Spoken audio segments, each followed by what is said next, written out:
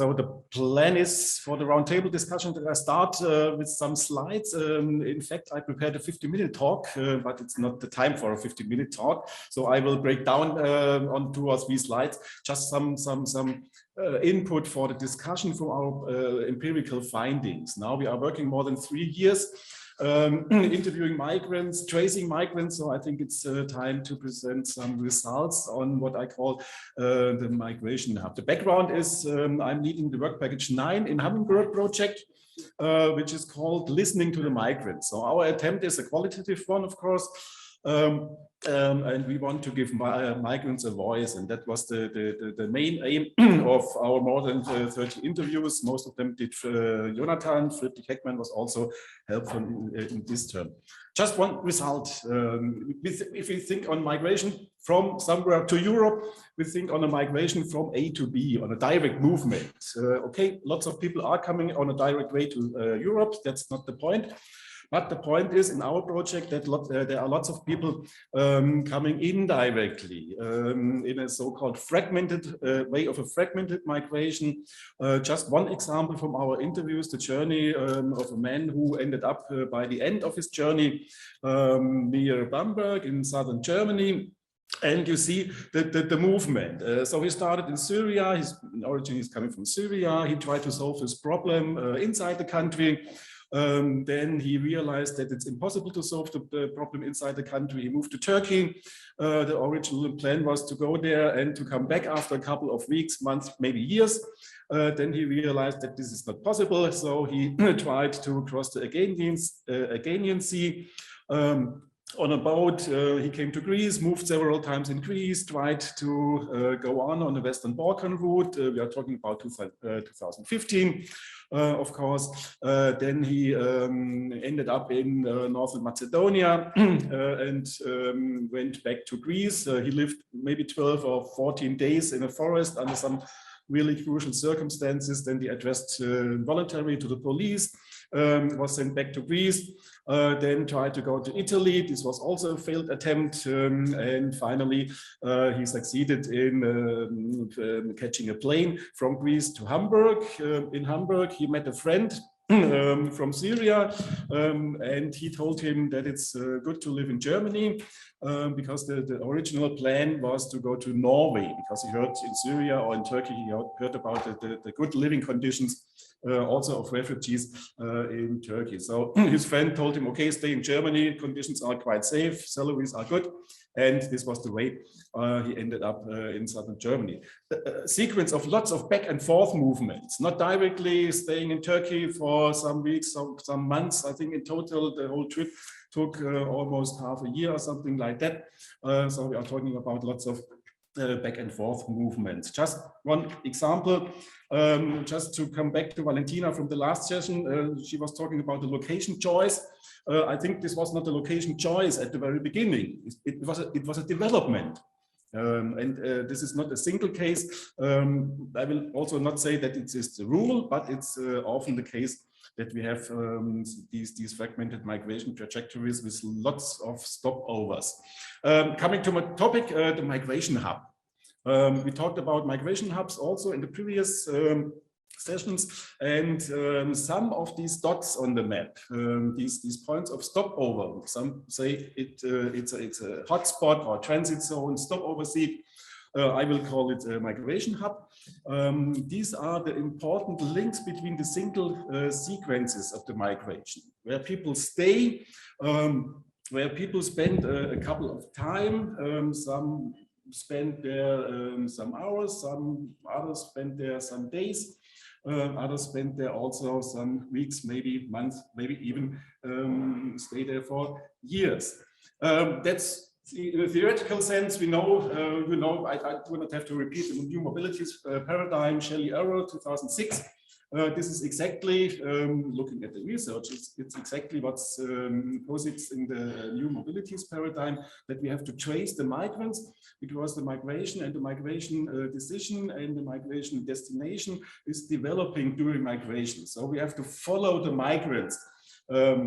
Empirically, we have to trace the daily and weekly time and space pattern. There's a direct link. I'm a geographer, so I have to refer to geographers among us. the concept to combine time and space, it's not new. We can go back to the late 50s, 1960s, to Thorsten Hägerstrand, who proposed the time geography. So the combination of this two dimensions of space with a third dimension of time. And then in this pattern, we can include also the man from Syria, who spent a couple of time in Istanbul, for example, or in some places in Athens in Greece. He arrived from a certain point, came to Istanbul. In Istanbul, he met other people, spent some time with the other people, then they split. And I think if we look at policy recommendation, for example, the most decisive point in a migration trajectory is the migration hub. Yeah, in a migration hub, we are talking about chance encounters. Who meets other people? Whom do some migrants meet? Because this is directly connected with a kind of information a migrant will get during the migration, which may lead to a redirection of the migration, of the whole migration project. The plan at the beginning was to go to Norway. The end was in Germany. And we had lots of these cases where the migration again was developing during the migration project. So I just skip this slide and go on to make clear what I will assume as, if we are talking about migration hubs. They are integral parts of migration trajectories. They connect the single steps in the migration system. They emerge as a universal structural response to the functional needs of migrants. Universal, if we look at the border, for example, from US to Mexico or from Mexico to US, we see the same phenomena like we can scrutinize in Istanbul or in Athens or in Belgrade around the main railway station and so on. They provide the relevant infrastructure for migrants' orientation and for migrants' decision making. Again, this is the most important point. They help migrants to continue and, if necessary, to reorganize their journey. And sometimes the migration hub is an immoral market. Our migrants reported lots of cheating, being cheated, raped, or whatever they explored in the migration hub and along or while being en route. Hubs are, in functional and structural terms, different. Chance encounters in the hubs and en route play a quite underestimated role for migrants' agency. And in my opinion, hubs are appropriate places for a more efficient migration management if we want to govern migration. So we may have to address to migration hubs. Thank you.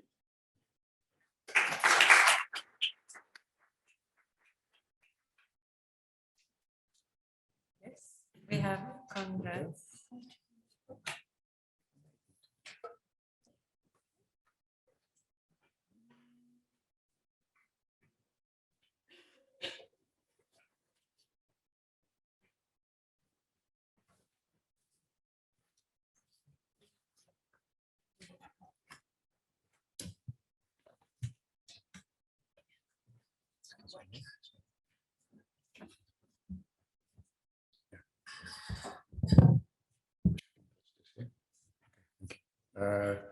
Good morning, everybody. I'm going to talk briefly on Central and Eastern Europe as a new migration destination for economic and forced migrants.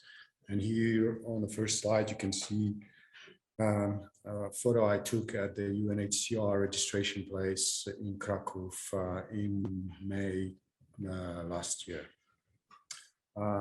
First, I'm going to make and I will refer both to FUME sort of research we've been doing in the region and also to some latest work related to FUME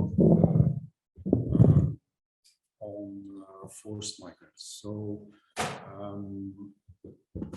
I'll present some of the selected sort of research findings from our research. The ongoing Russian full-scale invasion of Ukraine significantly altered migration flows in Europe, and Central and Eastern Europe which before this new invasion was a very important area of sort of migration transition, became also a destination for forced migrants. But interestingly, up to 2022, Ukrainians, migrants constituted a very important group of migrants in the region, but they very rarely use the let's say, the asylum procedure route, even after 2014, when this war started. There was a few persons said that the war started last year. No, the war started 2014. It's important to remember about that. And in a recent paper based on the research data from FUME, we're using new immigration destination sort of framework, mostly used in the context of US, Western Europe, to shape, to analyze, and to show the usefulness of this framework in exploring migration flows in the region. So I'll very briefly show you a bit of the different research we were doing, both qualitative and quantitative. About one you've heard from Stefano in the earlier session, which we did in Ukraine in 2021, where we are interviewing internal migrants who moved to Kiev and from other regions. And we're trying to figure out the reasons for their migration and also, most importantly, their future migration plans. We were looking at the economic migrants in the region of Polska, Małopolska region, from quantitative sort of perspective in 2021.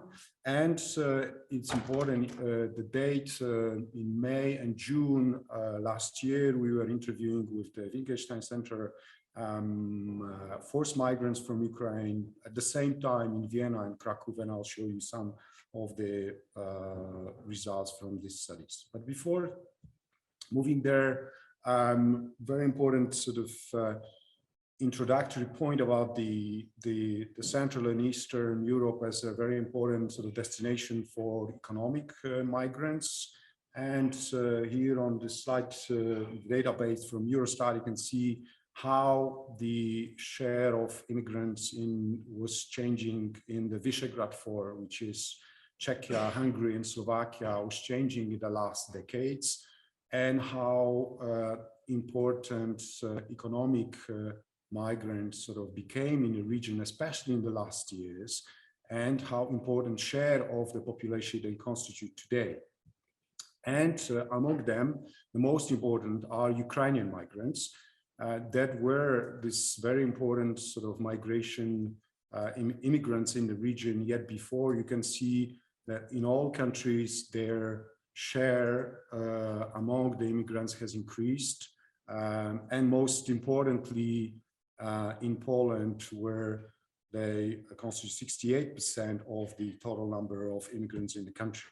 As far as the forced migrants are concerned, this group was less visible, except of Hungary during 2015 sort of crisis, when the country received a significant number of asylum seekers, but they were on the way further. And the countries were super reluctant, as you probably know, in accepting Syrian refugees in the later years. And refugees were very strongly sort of racialized, securitized. And this is one of the reasons I've been pointing out to the Polish government from 2015 onwards, that Poland needs to take migrants, need to learn to accept, to receive asylum seekers, in order to learn, in the case the situation in Ukraine will become worse. And this was quite predictable that it would become worse. And as it was pointed out here by Tuba at the very beginning, Russia was considered a major threat in Poland, not climate and other countries in the past. And this was very exceptional. The Eastern European countries perceived Russia as an important threat yet before, which Western European countries did not see. And the situation after this full-scale invasion is such that out of almost 8 million refugees that fled Ukraine, a significant number, as you can see, 42% of are in let's say Central and Eastern Europe, Visegrad countries, and there are obviously big differences. So out of 2 million refugees from Ukraine in the Visegrad countries, the largest number in total numbers in Poland, almost 1.5 million. There are various sort of ways of looking into it. We can discuss it later. But as you can see, the share of in the total population is actually higher in Czechia, which is 4%, rather. So it's higher than in Poland. It's important to remember that Ukraine is a country. We're discussing sort of emigration and immigration. We need to remember that Ukraine was a country of also immigration, and that over almost 500,000 people were in the country before the full-scale invasion, and that 1.5 million were internally displaced. You can see that here. This is a map of internally displaced people. This is information from IOM report on the number of legally residing migrants in Ukraine before, and among them, and a very important group, were international students. And actually international students, Indian students, were one of the first victims, international victims of the war, because the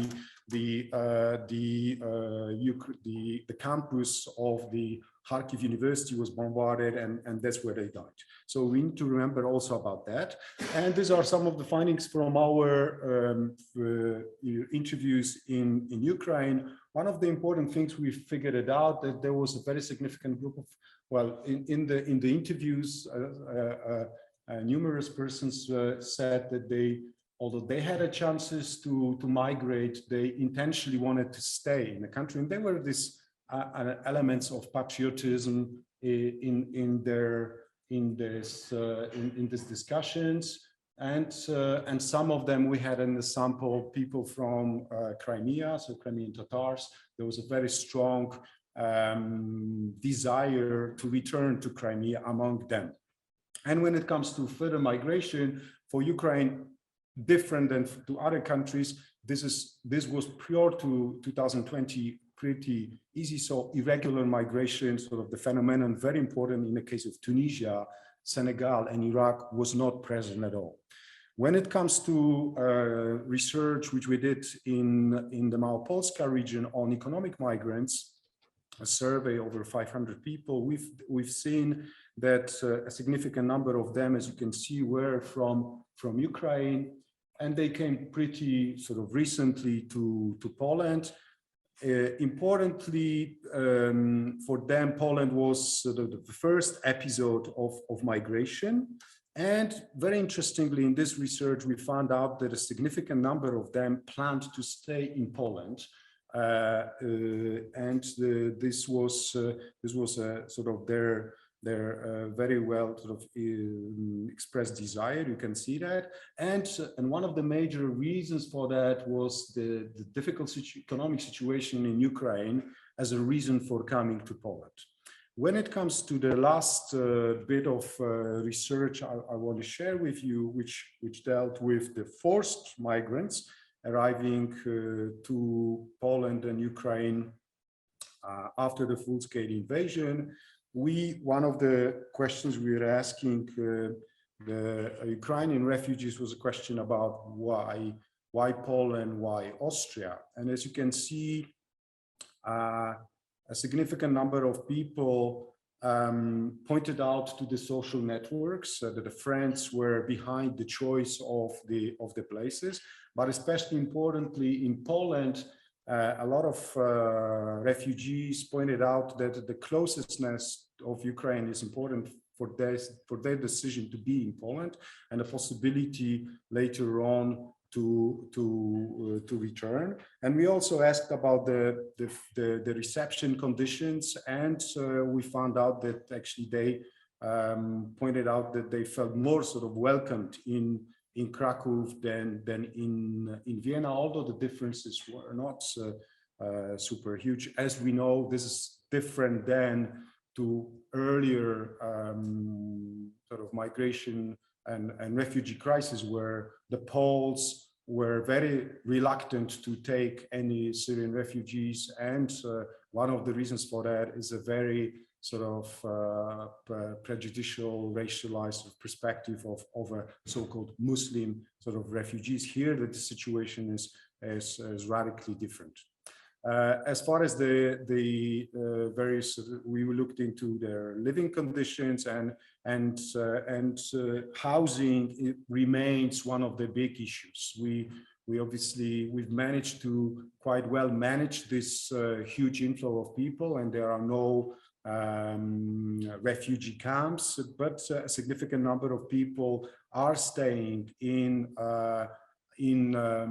collective accommodation sort of shelters, which in some literature is considered as a form of a refugee camp, really. So, and this is remains a significant issue in both countries. And to end, some of the, we asked about the return intentions. And as you can see, some people have nothing to return. So this would be people, for example, from the occupied territories, to which we had a lot in both samples from Mariupol and other places. So they pointed out they have nothing to return to, but a very strong sort of willingness to return was visible both in Poland and Austria. The plan to stay was much more pronounced in Austria than in Poland. Some takeaways from these sort of snapshots of research that I've showed you. Ukrainian capital region was viewed as an attractive destination for internal sort of for migrants and external migrants. And I think some people say, like, what is the relevance of your research in Ukraine pre-invasion? And as we can see, that I believe there is a lot of knowledge we've learned, and we can better understand now the reluctance to leave Kiev, even in spite of the invasion, and a willingness to return to the city and country in spite of the ongoing war and Russian indiscriminate bombardment of Ukrainian cities. So I think this allows us better to understand that. When it comes to research on economic migrants in Poland, I think we see a very important it's important to understand sort of long-term plans of staying in Poland, which we've noticed in this research, and it's linked with the fact that the economic marginalization, brain waste is marginal. So the migrants were really able to work in their occupations, and this was not so visible. When it comes to the forced migrants research, which we did last year with Austrian partners, we could see that Ukrainian refugees in Austria, to a lesser degree in Poland, are highly self-selected. They are usually urban middle-class population. And importantly, we found that the further refugees move from Ukraine, the higher their socioeconomic status, educational payment, but less pronounced their return intentions, which is in line with the literature on, for example, Syrian refugees. But we found also some differences, which I can talk about it later. Thank you very much for your attention. Welcome, Helga. Yeah. If needy, online. Hi, good afternoon. I can probably share my screen, right? And I hope you will. Is this visible now? It is very visible. Okay. Well, thanks a lot for having me here, even though it's online. I'm very sorry that I could not make it to Brussels.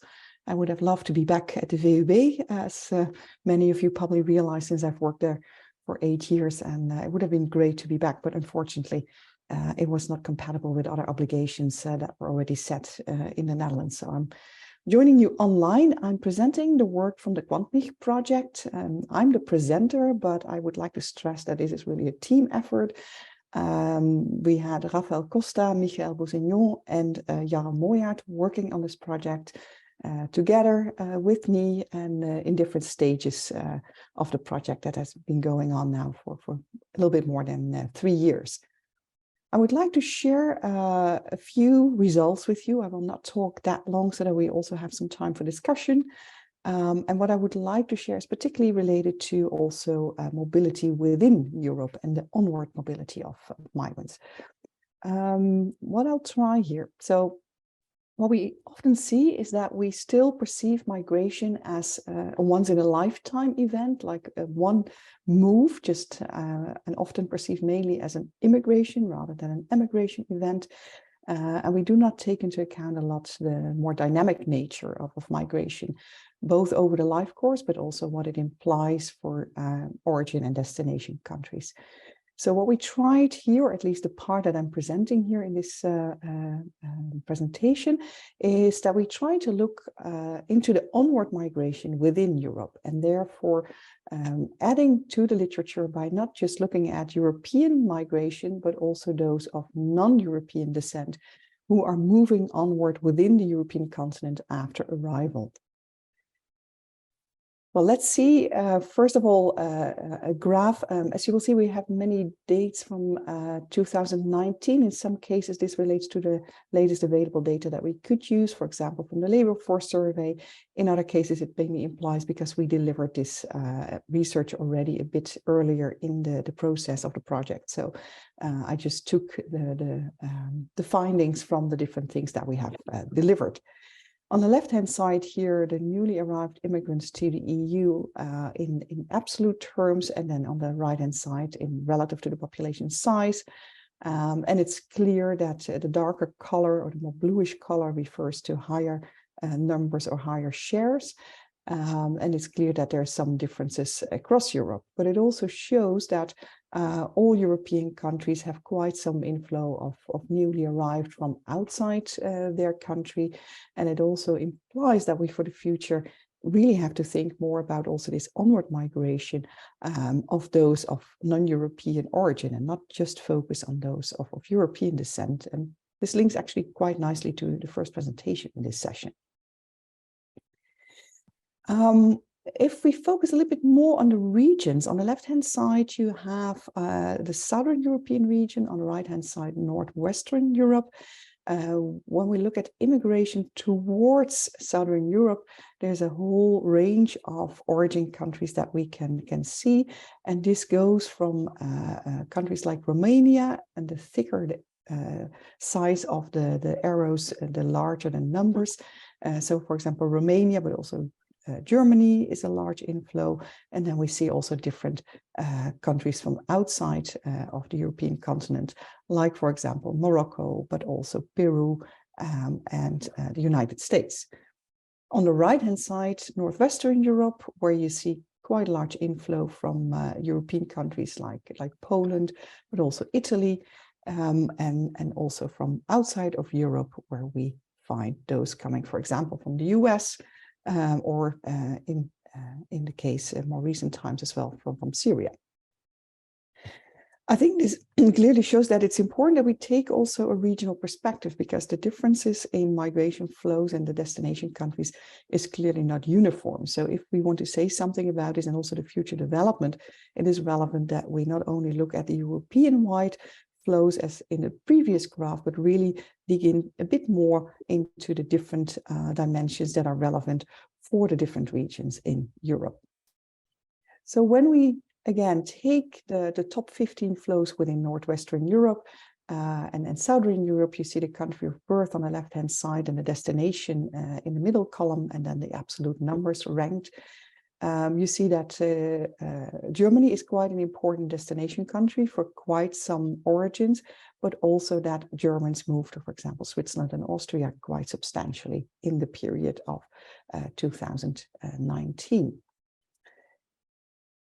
So here you see a few countries that we selected: Germany, the UK, Spain, France, and Italy. with the highest inflow per year from EU countries. So now we just focus on those migrants coming from other EU countries. And again, you see that Germany ranks rather high there over the years. It increased clearly since 2010, but stabilized at a higher level.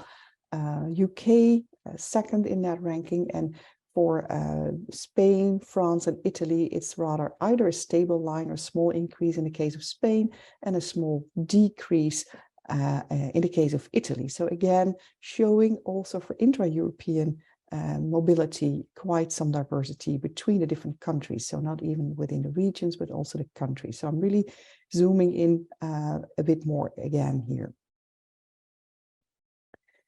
If we now start distinguishing between those migrants that are EU born versus those who are non-EU born, and again, distinguishing the origin and destination countries by larger regions. So we take Western Europe, Eastern and Southern. These are more generic regions that we created, obviously, and there is diversity as I was showing, but the focus here now is on the EU versus the non-EU born. You see that quite some from the EU born from the Eastern European, for example, move to Western Europe. Western Europeans mainly move to other Western European countries, and Southern Europeans move mainly also to Western Europe. Slightly different pattern for the non-EU born.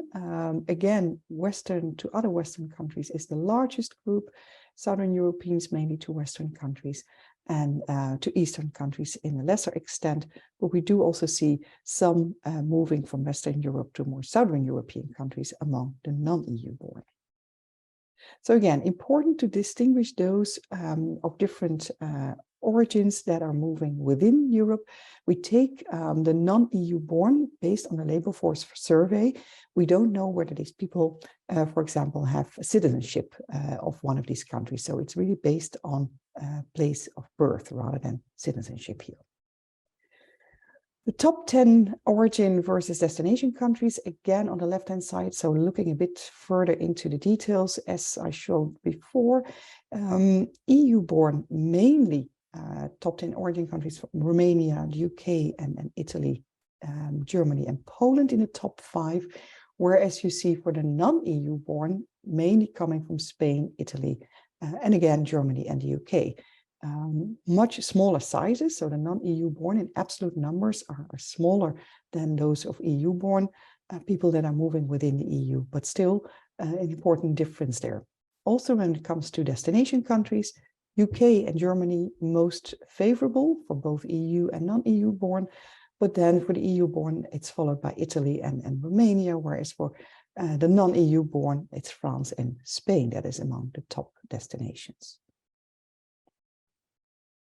We try to map this again in a graph that is a bit more comprehensible if you do it for regions. Again, the 3 regions, the red is the Western Europeans. You see that for each of the regions, in line with all migration, actually, the within migration flows are the largest. So Western to Western, Eastern European to other Eastern European, and Southern to other Southern countries, but you do see quite a substantial flow from Southern countries to Western Europe, particularly for the non-EU born on the right-hand side, which also suggests that probably entering indeed in Southern Europe is a stepping stone to further and onward migration. Overall, and this is just an example for Germany over the years from 2010 and 2018, but for the other countries and also in more recent times, it looks pretty much the same. What we mapped here is the age of migrants, and migrants are overall young people in the working force ages between 15 and 39 in our category here. So really people who are also in a stage of life where they find a partner and potentially have children. So that's important if we think of migration as a process and also what it entails. In many cases, people might move as a single person, but they might also then form families, and that might determine how they move on further, whether they return, move to another country, or stay in the destination that they have chosen. Here we calculated the educational level of EU-born and non-EU-born migrants, because it's quite important, obviously, if you also think in terms of participation in the labor force at destination, the characteristics of these people and the chances in the labor force. This refers on the left-hand side to, again, a different regions, those moving from west to west, to the direction of the intra-European flow is included there, south to west and east to west, and then indicating the low, medium, and high level education.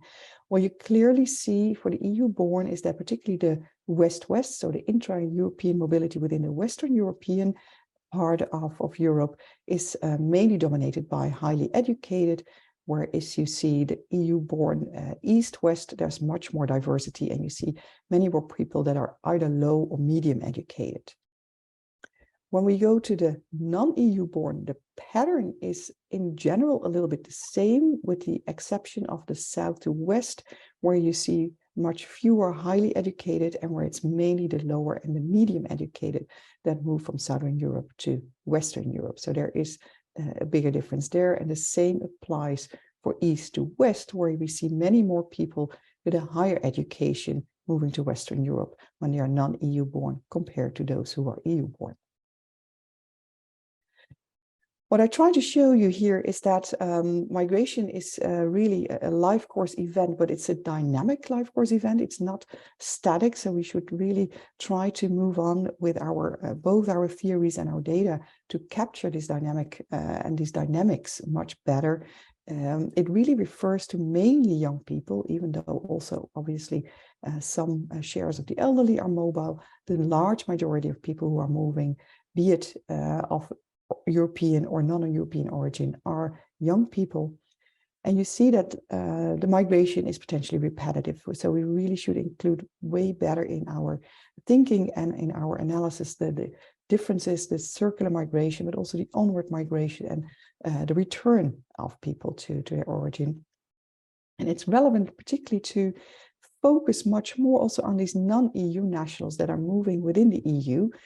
We have very limited data for that. That's why we referred back to the labor force survey in order to get some estimates of this, because it's really very difficult to find any data on that.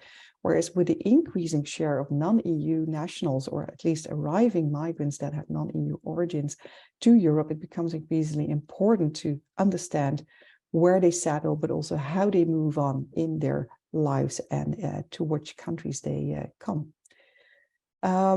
One element we didn't capture here, but which is really crucial to also link again in our thinking and in our data, is the mobility within the countries of settlement. So do we see that people who are mobile internationally are also more likely to be mobile within the country once they have settled? My ERC project seems to suggest so, but I will not talk about my ERC project today. But I do think it's crucial to link these types of different mobilities and moving across the life course better. So that's why I really call for new forms of data and also analytical tools to really capture this much better in order to understand life courses and mobility patterns and migration better in the future. Thank you very much. Thank you very much. And now we have, let's say, up to 1 o'clock. Yes. So thanks a lot, very dense and a lot of information from different perspectives. So Helga needs to leave sooner. So I'll prioritize the questions if you have any for Helga. So if we can manage to wrap up in 15 minutes, we can go to lunch. Our lunch is already ready. I know everyone is looking for a break. So the floor is yours. Any questions to any of the presenters? Yes, yes. Yeah. Just to say to Helga, the fact that EU residents don't need a residence permit in another EU country reduces our ability to track them. Yeah, and I think I just want to say how a bureaucratically, well-established practice of having free movement of labor, so that you don't have to ask, reduces our ability to analyze it. And then we have to rely on labor force survey. And the labor force survey has a problem that certain populations that don't understand the questions because they don't speak well the language in which the survey is conducted are totally underrepresented in that. And that's the limitations of the labor force survey, that it's less representative when it comes to migrant population Just a methodological note that I wanted to make. The results are perfect, but the perfection is limited by the data that we have. Can I briefly react to that? Obviously, I think it was Rainer Münz asking this or mentioning this. You're totally right on that, and indeed, but it's the most accessible data that we do have in this regard. But I absolutely agree with you that we do have a selection of the migrant population there.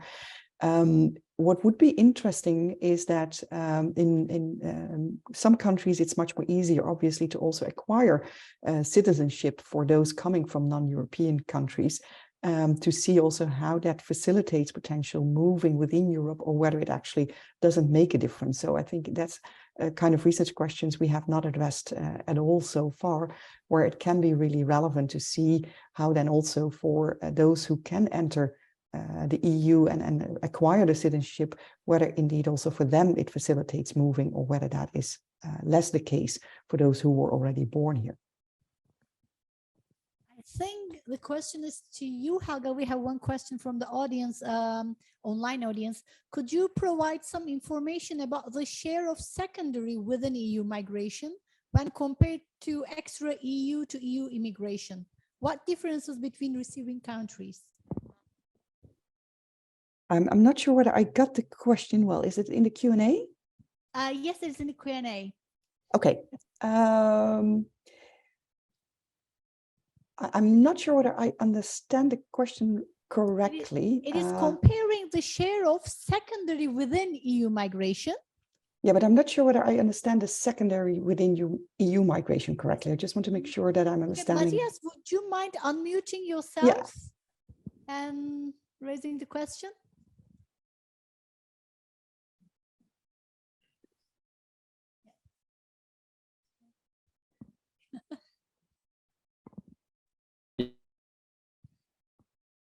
Yes, I think we have him. Hey. Now, hello. Thank you very much. Sorry, it took me some time to find out how to unmute myself.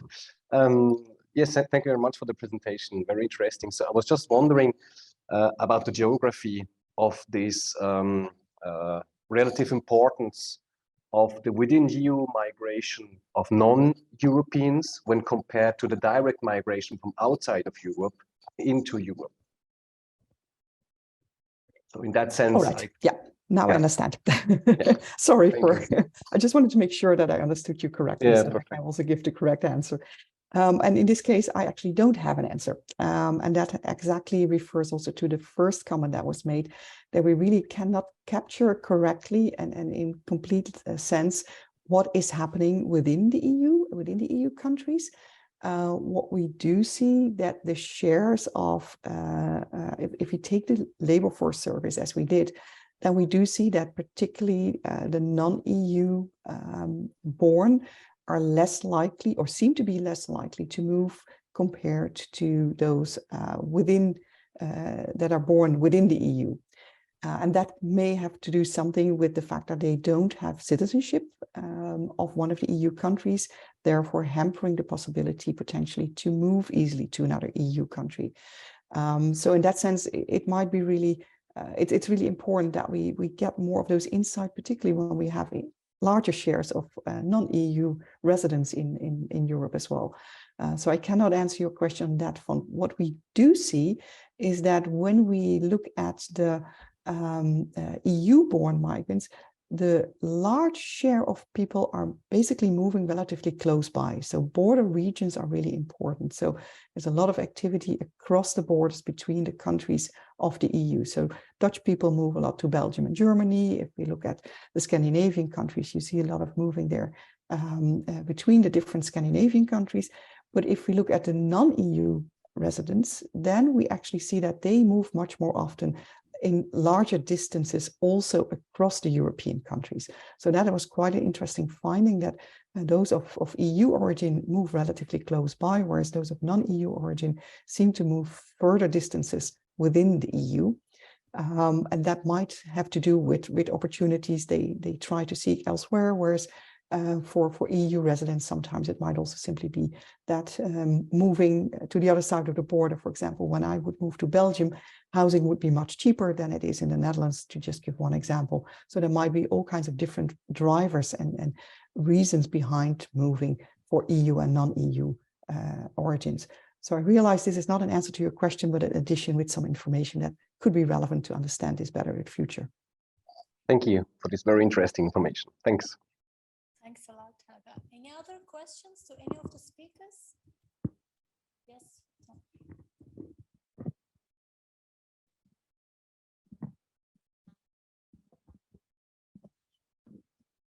Morning, Tom de Vriend, Caritas International. I have a question for the colleague of Poland. I think Poland's solidarity towards Ukrainian refugees has been very, very impressive compared to other EU countries. But I'm wondering whether and this is maybe too speculative a question, but I wonder whether the honeymoon period is over. I've been reading and we've been receiving reports that Ukrainian refugees as of March, a month ago, are expected to start to contribute for their housing, which was not the case a year ago. Will this have an impact, you think, on future migrations of Ukrainians? Will they start considering leaving Poland en masse towards next EU countries, or are we in the dark for now? Thank you very much for this question. Yes, this measure, which is introduced, as you rightly pointed out, from March, and it's going to be even higher, higher payments are expected from beginning of May, are becoming problematic, and it will mean that it will force increasing number of people to move further out of Poland. But the idea is not so bad. The idea is to try to integrate people through the labor market, basically. So try to push them to be sort of integrated through the labor market, because the labor market is the major sort of area of integration of migrants in Poland, and the only one which actually functions well. And this is one of the reasons that this is the only sort of area, is because Poland, as of 2015 and the Law and Justice Party coming to power, actually knocked down the framework sort of integration policy that was introduced yet before Poland was an immigration country. So definitely there was sort of a framework which could be used. I think it was not an ideal framework, but there was a framework which was abolished, and there was a sort of a thinking that the labor market will do all the miracles and will integrate all the possible migrants. And now there is an increasing realization that this is not going to work. And I can tell you that in the region of Małopolska, actually, there is a plan. I'm commissioning a project which is supposed to design a framework of sort of integration for economic and forced migrants in the region. But this is in the plan, and as there is nothing else, the authorities are trying the old tricks, but the old tricks are not going to work, because the old tricks had to do with a totally different migration sort of population.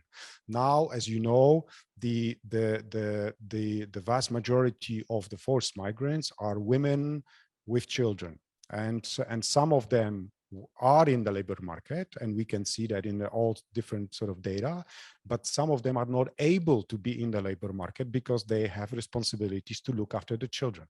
So housing is one of the many factors that made sort of Ukrainians to stay in Poland rather than to go further.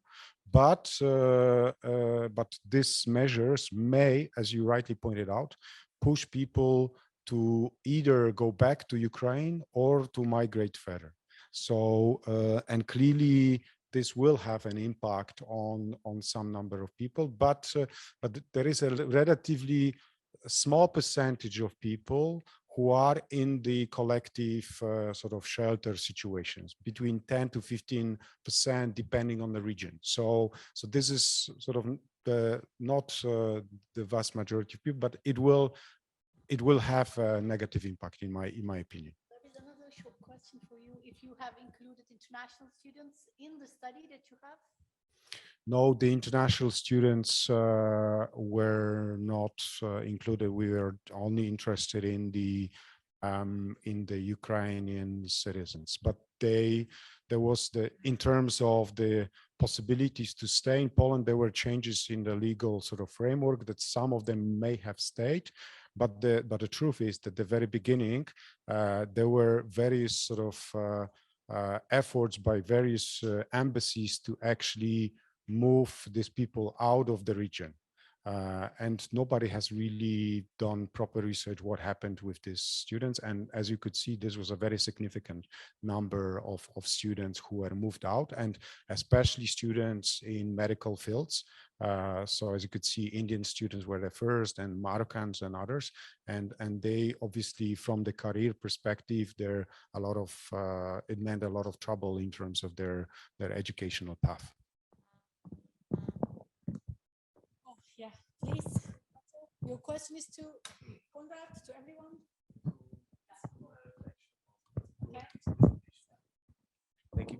Thank you all the speakers for the presentations. And no, I was really intrigued by the story of this person that at the end of his journey was trying to reach Norway, but instead he stayed in Germany because of the presence of a social network. So this made me think about, it's not a novel thought, of course, but we need to think about push and pull factors and the country diets, but also en route. So the hubs are important. All the, let's say, the trajectory is important. So I wanted just to stress the fact that this seems to be, let's say, quite key. Of course, probably there is more lack of data in the sense that it's even more difficult tracking people movements across all the route. But yeah, thank you for this interesting presentation. We need to, oh, you please do, please do. May I comment just a little bit? You run into my open arms with your comment. Just to rethink well-known concepts like Rainer Münz did the whole day. Just to questioning well-known concepts, data, and so on. I think it's just the point.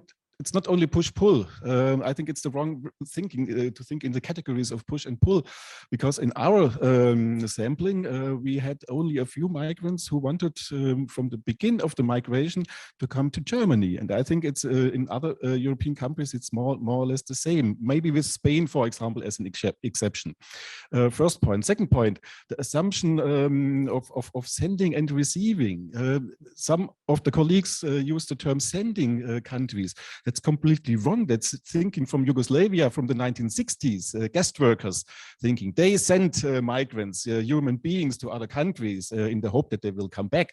But I do not think that Syria or Mali or Nigeria is sending migrants, human beings to Europe. It's completely wrong thinking, completely outdated. Same is true. Rainer Münz asked or questioned the concept of residence. Same is true for origin. What is the origin of my country of birth? That's clear, where somebody is born. But what is the origin of a youngster now living in Germany or in Spain or in UK or somewhere else in Europe, who was born in Iraq or in Afghanistan, but spent a lot of years, his childhood, maybe attending school in Turkey, for example. And there are lots of them. But what is origin? Is it Iraq, where he was born, she was born, or is it Turkey, where somebody spent the whole part or most parts of the life? So we have to rethink and be very careful in using this well-known terms, concept. Again, we have to be very, very careful in this thinking because our empirical findings in a lot of cases show something else. Thank you. Thanks a lot. So just to wrap up, if I may say, I think this is a personal opinion, not as an organizer, but when we talked a lot about the gaps in data, I think we have to consider how Eurocentric data is too. It's not only the policies, because we are gathering data on arrival. Mostly we don't know what's happening. That also illustrates how important the route is, how important the trajectory, the hubs, but they are also very reactive. Like when we started Hummingbird, when we wrote it, we wanted to have it in Belgrade because Serbia was the hub. Then things changed and we couldn't get in there and people start to go to Bosnia. So even the hubs are changing in time. And I think it's also crucial to think, because I'm going to reflect on what Conrad said a little bit, the conflict in Syria started in 2011, in Ukraine 2014, in Afghanistan when the rumors started when that US will leave. So in fact, people do know better than policies. So the shocks do not happen in a day, so that we try to reflect in terms of policies and research as an immediate response. So in fact, we don't need early warnings. We already know if we listen to people. And I think this qualitative perspective, or the aspect, the agency, the experiences of migrants do matter, even for statistics, because we have to redefine a couple of things. And I think we have a lot to discuss in the afternoon session too. So now we have a lunch